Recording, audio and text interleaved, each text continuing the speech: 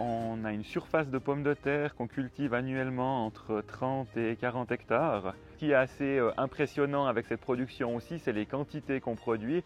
C'est ce qui est valorisant parce que vraiment on nourrit du monde.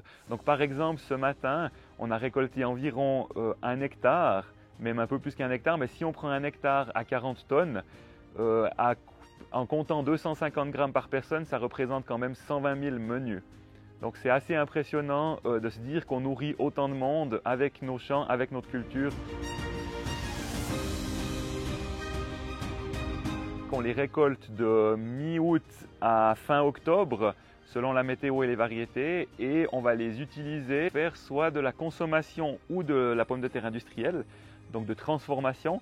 Ça veut dire frites, rösti, purée, gratin, enfin c'est vraiment de la pomme de terre destinée à être transformée. Et la consommation, c'est de la pomme de terre qui est souvent chair ferme et justement qui est destinée, mais ça peut aussi être farineuse, à être lavée et soit livrée dans des restaurants ou mise sous sachet ou en barquette et vendue dans la grande distribution.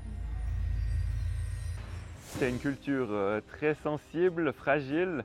Elle a beaucoup de champignons qui peuvent l'atteindre, comme par exemple l'alternariose ou le mildiou. Le mildiou, ça peut provoquer une perte totale de la culture. C'est d'ailleurs ce qui avait principalement créé des famines il y a très longtemps.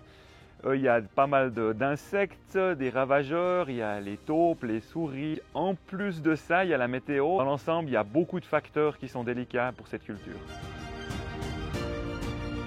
Au niveau de la récolte, on a une arracheuse qui va récolter 2 lignes à la fois avec différents tapis, des systèmes de rouleaux qu'on peut lever, des doigts qui vont permettre de séparer déjà pas mal de flux. On a opté pour un système en 2 temps, ça veut dire on récolte assez vite en prenant un petit peu de terre. On évite les cailloux dans la mesure du possible pour ne pas abîmer les pommes de terre parce qu'elles sont presque autant fragiles que des œufs. Sur notre trieur, ça va permettre de enlever le reste de la terre et trier les pommes de terre qui seraient coupées, vertes, pourries ou moins belles. Et on va les utiliser pendant une dizaine de mois, voire 12 mois pour la vente directe. Donc on doit vraiment prêter une grande attention à la récolte pour qu'on puisse après les utiliser longtemps.